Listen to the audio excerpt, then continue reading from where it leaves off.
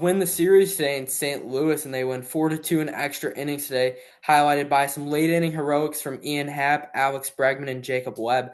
On today's episode, we'll talk about some potential starting pitchers and relief pitchers that the Cubs can trade for at the deadline, and we'll also preview this upcoming Yankees series.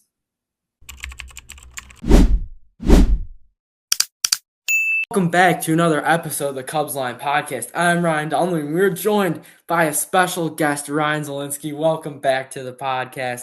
It's been a long 2 days without you. Glad to be back, everybody. Just been tending to some things in my life, but I'm very glad to No be fun. back. Yeah, we've been balling, but so glad to be back. Let's do it. Let's go. Yeah. I'll start off. I want to thank Sean for filling in the last couple of Yes, thank days. you, Sean. I know he's in the background somewhere. Thank you, Sean. Wouldn't have been possible to put out content without him, so I want to give a shout out to him. And Here big at Cubs win, right? 3 out of 4. They go 5-2 on the road trip. I mean, that's a good road trip for the Cubs, and huge win today. Bregman, unreal series. I mean, what were your overall thoughts of today's game and just this series in general? today's game, kind of, what I expected it to be, more of a slow moving game.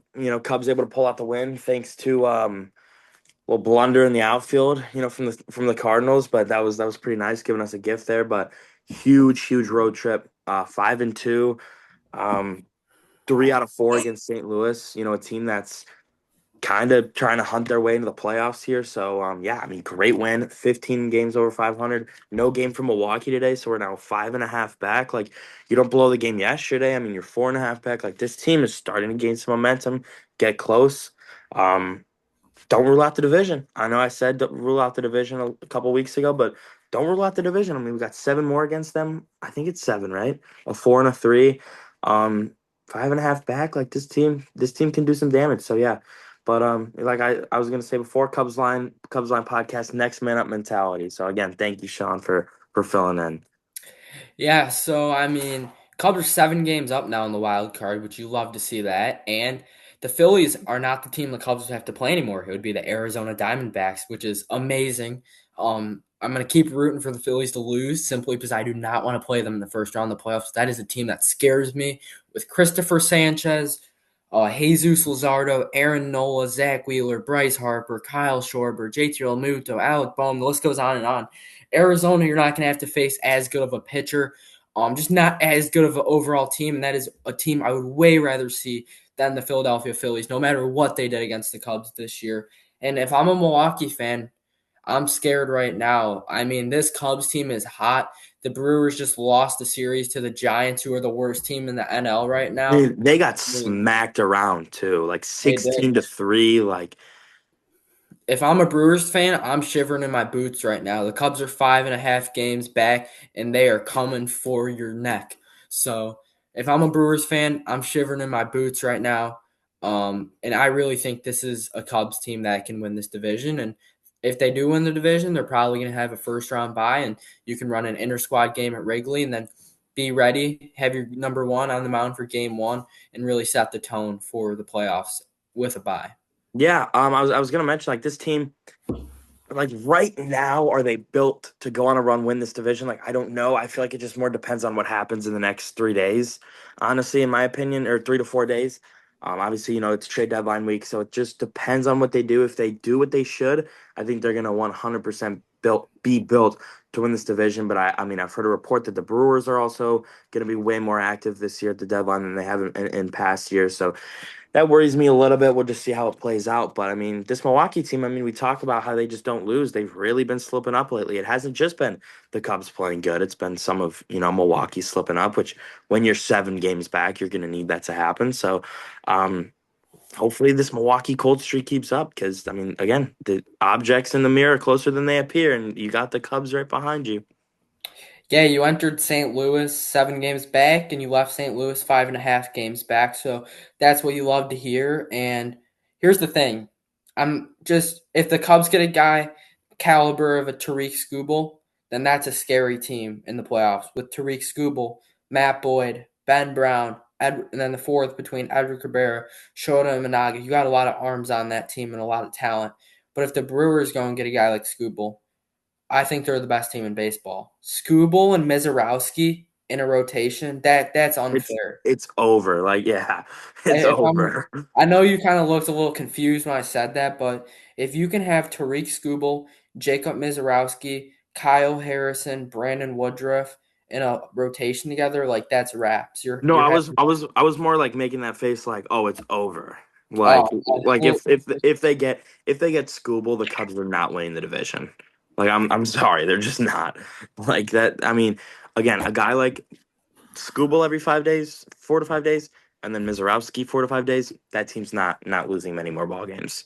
no, that's going to be a very scary team. And I mean, as a baseball fan, I don't want the Brewers to get Skubal, but really don't want the Dodgers to get Skubal because that's just Yamamoto, Skubal, Snell, Glasnow, Otani, and Roki.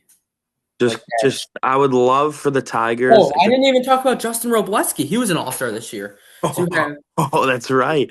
that's Yeah. Oh, that's a yeah. very scary. Hopefully, just as a baseball fan, the Brewers and Dodgers don't get him, and hopefully it's a team like the Cubs I mean, if or the it's not the Rays Cubs, if it's or not the Cubs, ship him off to Tampa. anyone in the AL. Yeah, Yankees even. Yeah. So we'll talk a lot more about Tariq Skubal and some other options later in the pod, but we'll talk about today's game in the Cubs team of July 30th. 4-2 win. Just a great overall game. Top of the first, Pete struck out, Seiya struck out, Bushy with the single, and then Braggy grounded into fielder's choice. Bottom of the first, Weatherholt grounded out, Walker struck out, Burleson flew out. Top of the second, Ian Happ grounded out, Nico Horner grounded out, Michael Conforto grounded out. Bottom of the second, Ivan Herrera grounded out, Nootbaar walked, Mason Wynn walked, and then Brian Torres hit a single. Nootbaar scored, win to second. I mean, walks come back to kill you. That's a mistake that pitchers are going to make. And if you walk guys, most of the time they're going to come back in to score. Can't give away those free passes. And a young pitcher like Javier Assad has to learn that. And then Blaze Jordan flew out. Nathan Church struck out. Top of the third, Carson Kelly with a leadoff single. And then Dansby grounded into a double play. And then Pete with his first double of the day. I thought this ball just smoked down the line. I thought the second one was gone, but this one was a hot shot down the line. But then Seiya grounded out. Bottom of the third, Weatherholt grounded out. Jordan Walker hit a single. Burleson hit a single, and then Assad rolls up a huge double play on Ivan Herrera. 6-4-3 double play gets the Cubs out of the inning. Top of the fourth, Michael Busch grounds out, and then Bregman with another double down the left field line. 3-2 pitch. Palante makes a mistake. Bregman with another double this series. He had to have had at least 7 doubles this series. And then Happer flew out. Bregman just all hustle right here. Nootbaar thought it was the third out, kind of slowly threw it in. It was pretty lazy. Got past Mason Wynn, and then Bregman took advantage of that, got home. I mean, that's the Alex Bregman that I know and love. Yeah, seriously, that's the Alex Bregman that you paid so much money for. Finally, he's starting to turn it around. I mean, I know it's only been, a week of this, week and a half, but I mean, this is what you paid for. It's finally starting to tune up. Hopefully, I mean, he can carry this and keep going until we get later into the season and into the playoffs. But finally, the Alex Bregman that we know and love is finally starting to show his true identity.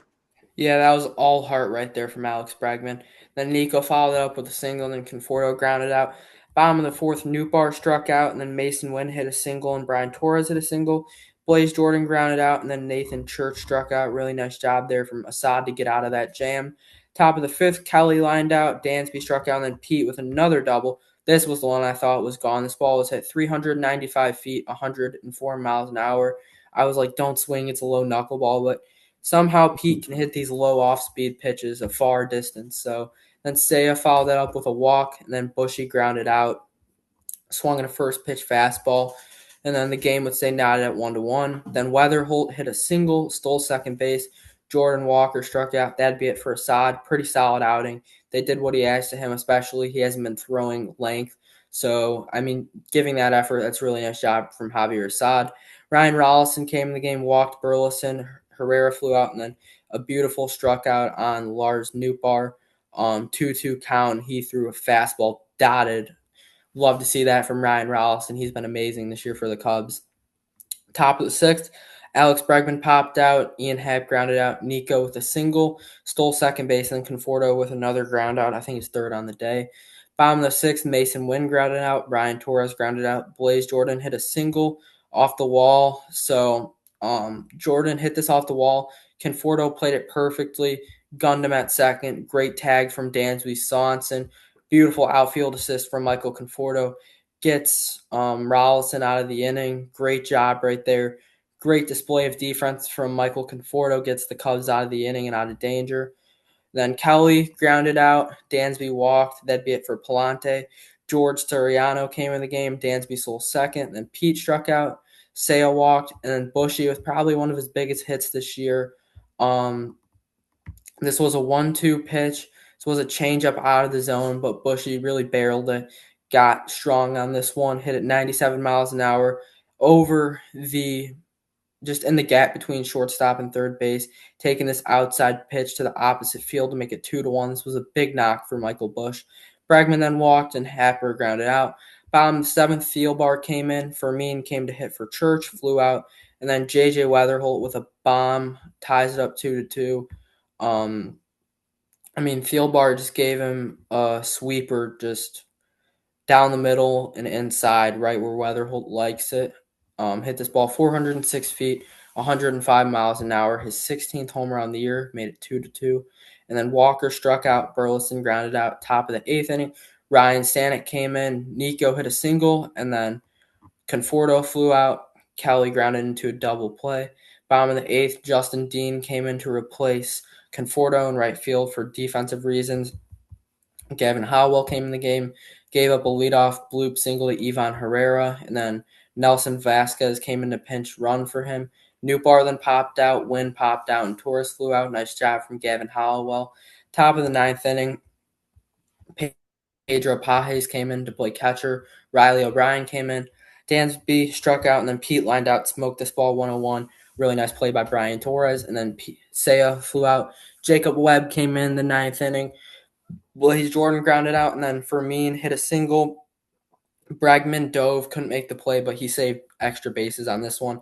Weatherholt grounded into a force out, and then Jordan Walker flew out. Got a little scared for a moment, but Happer made the play on the wall. And then top of the 10th, Gastium came in the game. Seiya started at second. Bushy grounded out. Seiya got to third. And then Bregman, just absolutely beautiful. 2-2 count, hits a fastball outside, drives it down the right field line for a double, makes it 3-2. Alex Bregman's biggest hit of the year, and that swing just summed up the series that he had. Then Ian Happ followed that up, hit a little bloop shot down the line, but that would do for RBI double to make it 4-2. Then Nico lined out to right field, hit this ball well, and then Rammer came in to hit for Dean, grounded out. Bottom of the 10th, Seiya came into right field. So then the DH spot was open. Burleson lined out. Pete made an unreal play. Jimmy Crooks came in to hit, flew out. Or actually, excuse me, Jimmy Crooks came in to hit, and that would be it for Jacob Webb. Webb pitched 3 out of the 4 games of series, so Council didn't want to overwork him. You had Savali, who hadn't pitched in a while, fresh arm. Then Crooks flew out. Lars Nootbaar struck out. Cubs fly the W in St. Louis. This was a huge win and a huge series win. Should have been a sweep, but you'll take 3 out of 4 all day. Any day of the week, you're taking 3 out of 4. I wanted to talk about this 10th inning double here from Alex Bregman.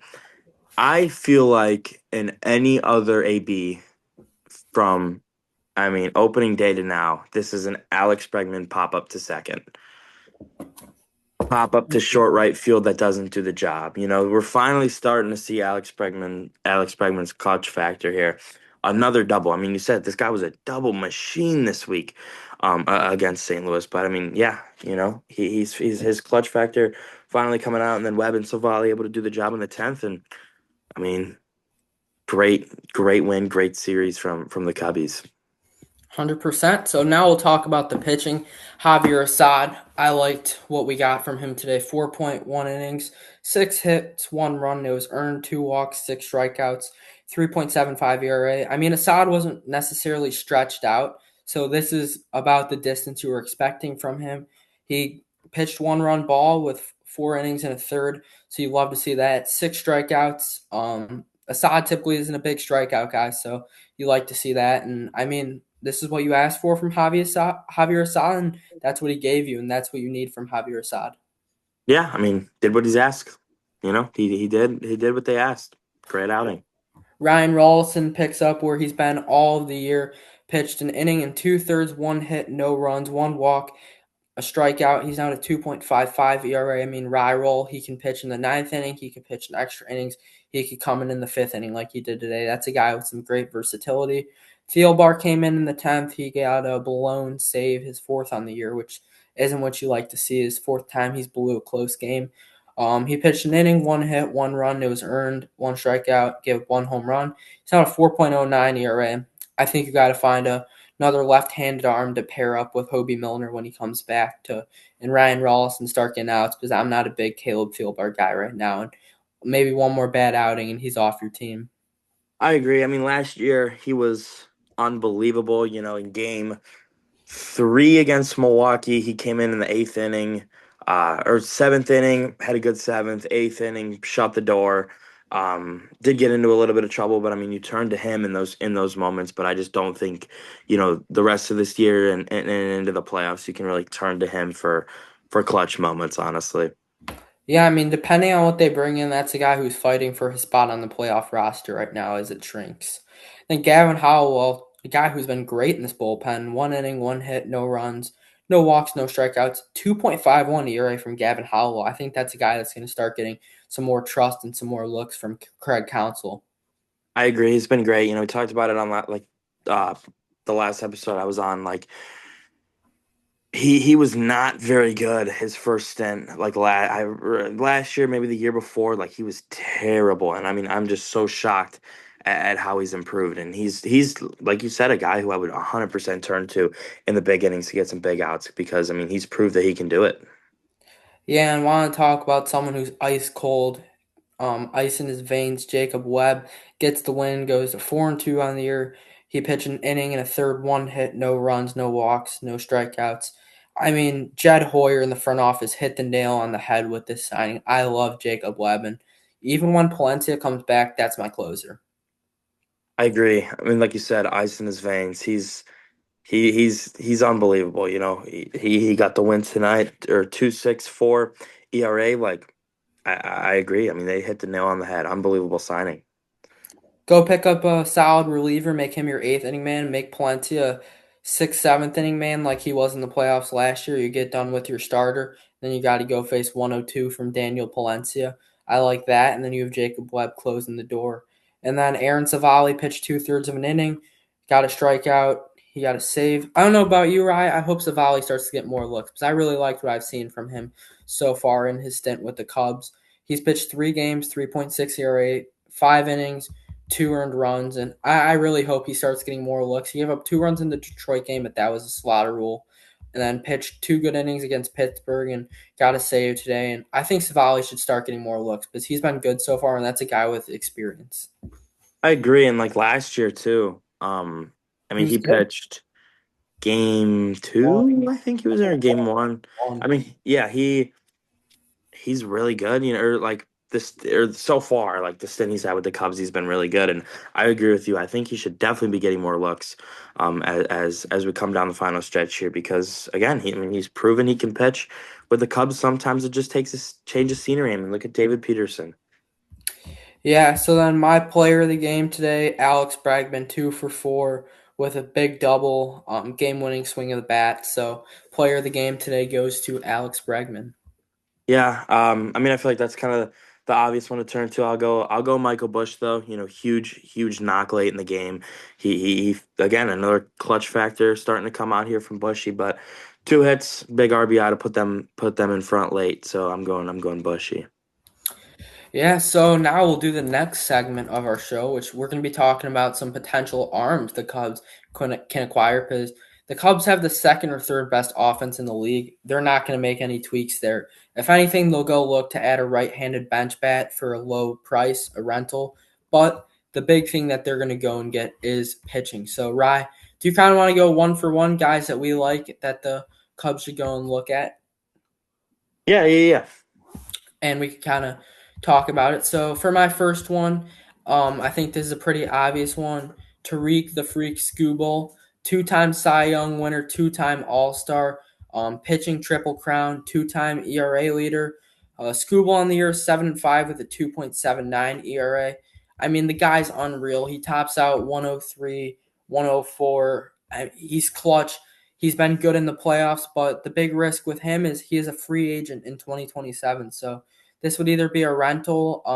So Rye, what do you think about Scoogle? I gave my opinion on the show yesterday. I know you weren't on it, but I'll kind of give it to you after. But without hearing mine, what is your opinion on going to try and get Tariq Scoogle? So you're obviously gonna have to pay a ton for him, right? I I've talked about this with a couple people. I was actually in like a back and forth in a TikTok comment trying to argue about this, but um, I just I think you're gonna have to give up like Rammer, potentially a guy like Owen Ayers, Jackson Wiggins, just for him. And the thing about Tariq Skubal is, I mean, potentially say it too, but the thing about Tariq Skubal is he's had two surgeries already. You can say that pitchers get hurt a lot, but two surgeries is definitely a risk. And are the Cubs good at keeping pitchers healthy? Let's look at this season. Ryan, I'll let you answer that question. No. Not in the slightest are they good at keeping pitchers healthy. Now, again, he won the Triple Crown after his first surgery. He had a second surgery. He looks fine. But the thing is, all it takes is one little tweak for a third surgery and him to be a 4+ ERA guy. I just don't think the risk is worth what you could potentially get. I mean, again, you're gonna have to give up a lot for him. And it could potentially be for the rest of this season. You pay him a bunch of money, 6-year deal or whatever. He gets hurt again, he has surgery, and he's never the same. Like I was talking tonight about like with Ramirez, like there's no reason why you should move Pedro Ramirez, and I have a feeling that they're gonna have to do that if Scooble's comes in, which I don't want. I mean, the guy all he does is hit. I'd rather them trade Matt Shaw, but I would have to like okay, obviously a guy like Scooble being on the Cubs would be great, but I would just have to see the trade happen before I give you like my full opinion on it. I have two things about Tariq Skubal. Number one, I'm calling his agent and saying, would he like if we accept this trade for him, would he re-sign with us in Chicago? If the agent says yes, he loves Chicago. This is a place that he wants to be. He saw how good you guys have been the past 2 years. He likes the pitching program. He's gonna want to extend here, and he's probably not gonna want to test out free agency. Then I'm putting a deal together, but a reasonable deal. If he even would question testing free agency, you hang up the phone. That was the first step. So you have two steps. One, if he questions, he's like, I don't know, maybe, maybe not. No. Number two, has to be a reasonable deal. I I mean, I feel like that's kind of a given. You don't, I mean, but like obviously also, I'm just saying because teams are going to be trying bidding like crazy, like the Dodgers, even shoot the White Sox have a great prospect pool right now. These teams with bigger prospects than the Cubs, but here's my thing: if you do go for him, you're only getting two of Pedro Ramirez, Josiah Hartshorn, Jefferson Rojas, Owen Ayers, Ethan Conrad, Kane Kepley. You can pick two out of them, but it yeah, has to be even. If you're going, I think Hartshorn's off the table, so I'm going to go those five. But if you're going for a guy like Ramirez or Ayers or Rojas, it's going to have to be more of a Kepley. And the Cubs don't have much pitching prospects to offer right now. So it's probably going to have to be Jackson Wiggins, Caleb Wing. Take your pick out of Jefferson Rojas, Owen Ayers, Ethan Conrad, Kane Kepley, and then maybe throw in a guy like a Jonathan Long and James Triantos who can play right now. If that's the deal, and he is willing to stay in Chicago, I'm doing it. But if he even questions going to free agency, I'm backing out of that deal. I'm hanging up the phone. And again, like I know they're gonna want to trade him, but like you've got a guy in Pedro Ramirez that all he does is hit. I and think Ramirez should be untouchable. I think I think he should be untouchable at the deadline. I agree. So, Rye, who is your player that you think would be a good fit? I mean, we can all take shots here. I want to. I'll say Mason Miller, because the Cubs obviously, So, our first, how about we'll do shots right now, and then we'll do two realistic guys. How about and that? then yeah, okay. So my shot will be Mason Miller. Again, I think you're gonna have to give up a boatload for him, but I feel like the risk with injury is just, I mean, a little bit less, kind of the same. But um, I mean, what would a package look like for you with Mason Miller that you would definitely say yes to? So, A realistic package, I was not like talking to Max my Shaw. uncle about it. I mean, this is a guy that calls into 67 to score every day. One of the most knowledgeable guys about baseball I know. And me and him agreed you're giving anything you can for Mason Miller because if you trade for him, it's not a rental. You're getting the best closer in baseball for the next 4 years, and that turns the game into an 8 inning game. Like he is legitimately unhittable. He's at like a .79 ERA right now. Like this, I'm giving up anything the Padres want. If I'm being completely honest, I mean, is if it's Ramirez, here's my thing. You get one out of Ramirez, Hartshorn, Rojas, Shaw. You get another out of Ayers, Conrad, Kepley. And then you can take your pick out of Jackson Wiggins, Caleb Ling, Brooks Capel, because it's not a rental. This is going to be your closer for the next 3 to 4 years. And this turns it into an 8 inning game. And I mean, imagine a bullpen with Mason Miller and Daniel Palencia. That is unfair. But do you It's think, unfair. you think the Padres would want Palencia in a deal for Miller? Oh, I great just kind of question. I honestly think they might I think because they would because he's a young. Look at what he did in the WBC, like five look, innings, one hit. He was the closer for Venezuela. Like I think they're gonna want maybe who knows? Maybe they say we'll go light on the prospects, but we want Palencia. Hoyer says no, that's not something I'm willing to do. Deal's done. But would you give up Danny P for Mason Miller?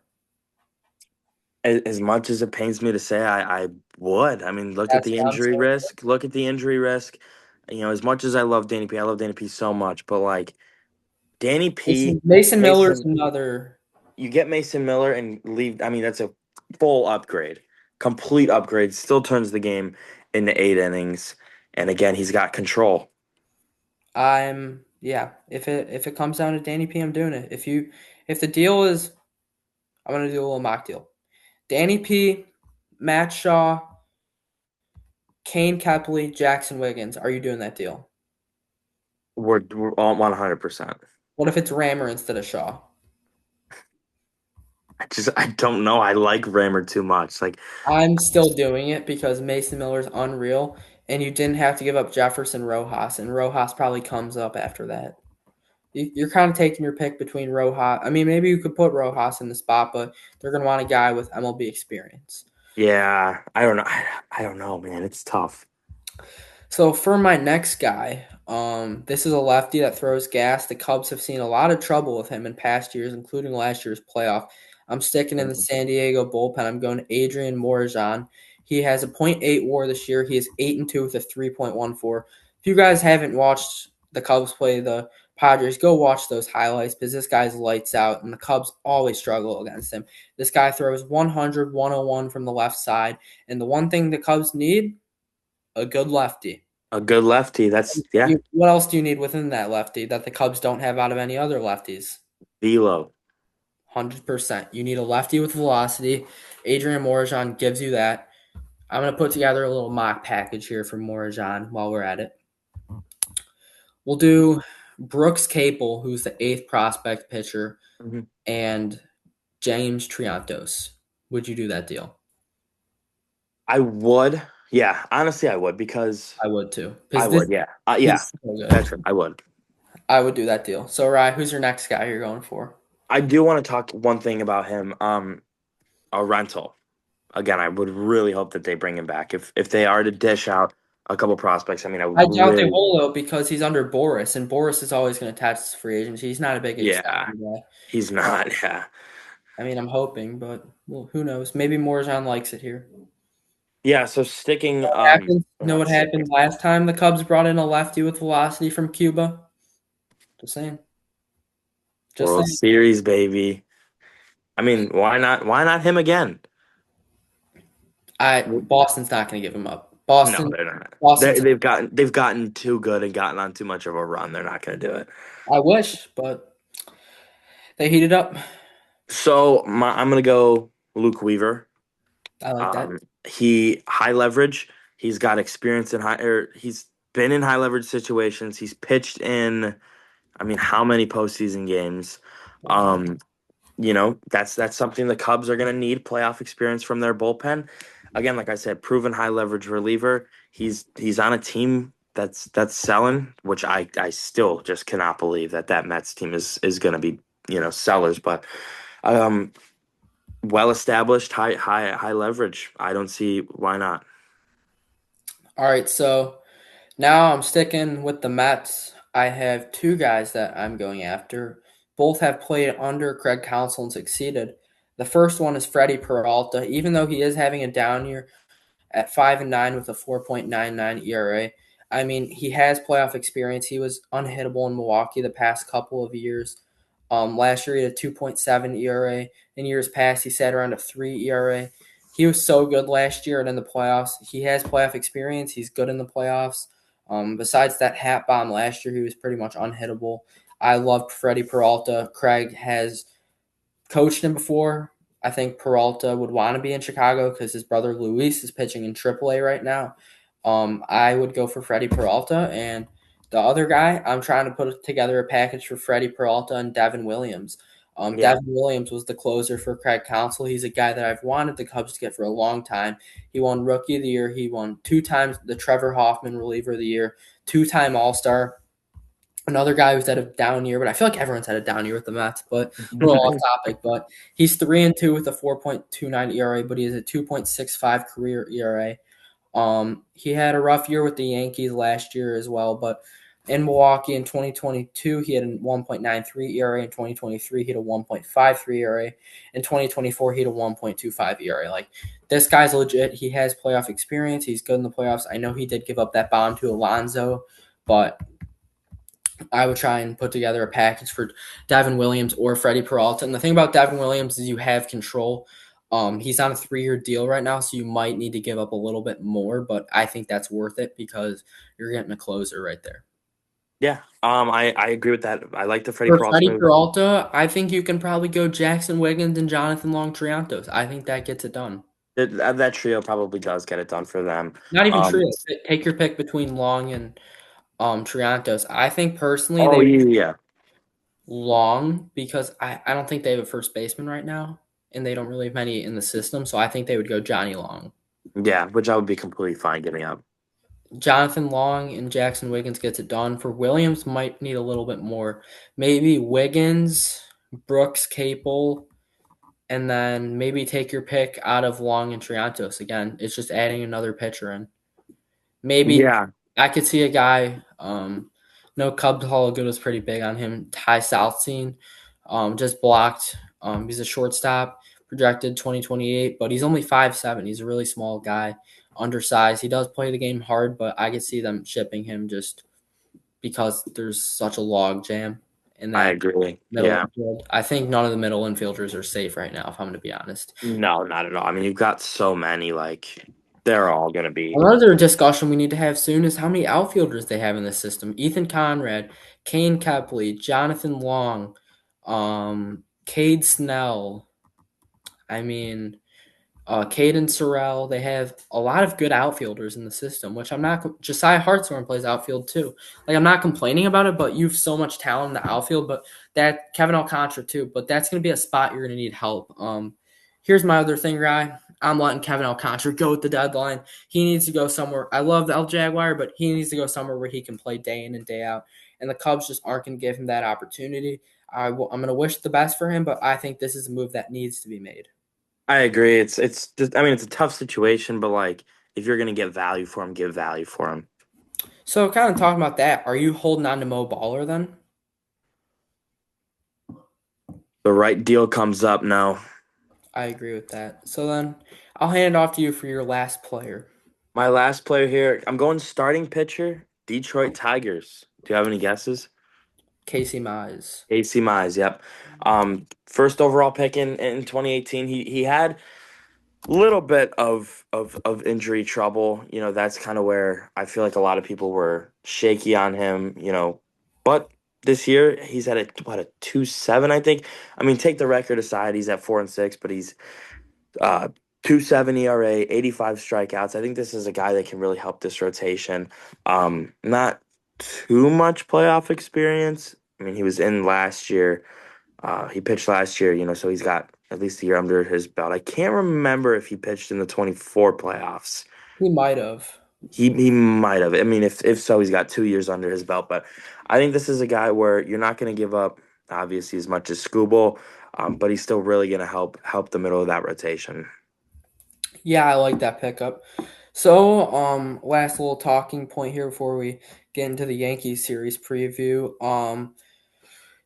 Another trade today, second trade of the deadline. AJ Minter was traded to the Twins in exchange for Billy Amick and Bruin Ajabayan. Obviously, AJ Minter, a very solid left-handed pitcher, and then the prospects in return. Billy Amick is a double A infielder, and Bruin Ajian is a single A infielder. So, two infielders. Minter's 1-1 with a 2.35 ERA. He's been one of the bright spots on this Mets team. Minter signed a 2-year deal with the Mets before the 2025 season. So, this is his last year of the contract. I don't know. I kind of like the Twins buying. I think that division's open for grabs, especially the Tigers are selling. um, Guardians are pretty mediocre, and the White Sox did play some rough baseball this week besides the past two nights. So I think it's open for grabs. You have a good rotation with guys like Joe Ryan. The Twins are hot right now. They are 3 games back of the AL Central, a game back of the wild card, and everyone was coming for the Twins GM's neck last year after that deadline. And now they're almost in a playoff spot. So I like the move for AJ Minter. I know it's a small move, didn't have to give up much, but that's going to be huge for this bullpen for the Twins. 3 games back of the White Sox right now. I was literally just gonna say, like, especially after the deadline last year, I cannot believe they're even thinking about improving their team at the deadline. But good move for the Twins. Didn't have to give up too much. AJ Minter's gonna help them out. And I mean, don't sleep on those Twins for the division. I mean, 3 games back, they're gonna get better. They've said they're gonna be buyers at the deadline, which again is insane. But yeah, I mean, it's deadline week. Yeah, so we'll do a little preview of this Cubs Yankee series. Two of the best teams in the league's going at it. Cubs sitting at 62 and 47, Yankees at 61 and 48. But you got to play a Yankees without Aaron Judge and Cody Bellinger, which is huge. On game one, Shota Imanaga takes the bump for the Cubs 7-8 with a 3.72 ERA. Will Warren for the Yankees 7-5 with a 4.41 ERA. Shota, I mean, the Yankees are a home run team. He's got to keep the ball in the yard. And then Saturday, first day of August, August 1st, big month for this team. And Cubs are going to be on national television. 6:55, a rare night game you will see at Wrigley on Saturday night. On the bump for the Yankees is Max Fried, one of the best left-handed pitchers in the game. 4-3 with a 3.23 ERA. And then on the mound for the Cubs is David Peterson, who's 6-7 with a 5.8 ERA, but has been throwing the ball well as of late. And then Sunday, 120 start again on the mound for the Cubbies is Colin Ray, who's 8-7 with a 4.67 ERA. And then for the Yankees, it is Garrett Cole, who's 4-5 with a 3.57 ERA. I watched Garrett Cole pitch the other day. I got to watch his bullpen, which was a really cool experience. Just to get up close to a guy at that caliber. But don't sleep on Garrett Cole. Even the numbers aren't there. He's still got it. He's still topping out around 98, 99. And having to face Garrett Cole and Fried is going to be a tough weekend. Yeah, I agree. I mean, no easy task facing those guys, but like you said, no Judge, no Belly.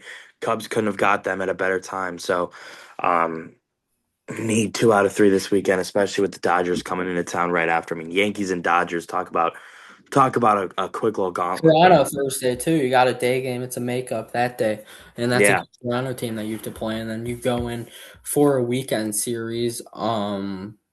Shoot, against the Royals, which will be a little easier. But I mean, gauntlet week for this Cubs team. But you're hitting it at the right stretch. I think when you're getting a guy like Alex Bregman back, and I told Shawnee, we were talking on the pod yesterday. So I have three wishes for the Dodgers series: win the series, drill Dalton rushing in the ribs, and boo Kyle Tucker. Those are my 3 wishes for that Dodgers series. Let's do it. Yeah, I'm on board for that. yeah, especially after the. I'm not a big Dalton rushing guy. No, nobody is. Yeah. So now we'll take a look around the MLB. Not a huge slate today. A lot of teams with off days, including Milwaukee. White Sox won 2-1 on a Tristan Peters walk-off walk. The Red Sox beat the Athletics 5-4 with Willie Abreu and Wilson Contreras home runs. Sonny Gray with another beautiful outing. Aroldis Chapman with the save. The Rays beat the Rangers 3-2. Cedric Mullins with the go-ahead homer in that one. The Twins beat the Royals 4-3. Cody Clemens with a walk-off grand slam. That was a sick moment. The Reds beat the Pirates 3-2. Nathaniel Lau hit a walk-off for the Reds in that one. The Mets beat the Marlins 4-2. Luis Roberts been really hot as of late. Had a homer in this one. The Braves beat the Nationals 5-4. Luis Acuna and Mike Yastrzemski with homers in that one. The Giants beat the Padres 4-1. Daniel Susac with a 2-run homer in that one. Robbie Ray with the win on the mound. The Dodgers beat the Mariners 6-3. Teoscar Hernandez and Dalton Rushing with homers in that one. And that was it for the slate today. Do a little standing update. Cubs are 5.5 back of Milwaukee. Phillies 7 games back of Atlanta. Arizona's 12 games back of LA. The Yankees are 3.5 games back of the Rays. The Guardians are 2 games back of the White Sox, while the Twins are 3 games back of the White Sox. And then Houston is a half a game back of Texas, and Seattle is 2.5 games back of Texas. I still think Seattle's going to run away with that division. I think they're too good not to. Yeah, it's gonna be. I mean, I feel like it's gonna come down to the final week, but I think Seattle. Yeah, I agree. So, Ryan, welcome back to the show. I'm going to let you pick this MLB pickle player today. Why not Alex Bregman? Guy's back. Why not? Yeah. Pretty cool. Him and Max Fried going at it this weekend.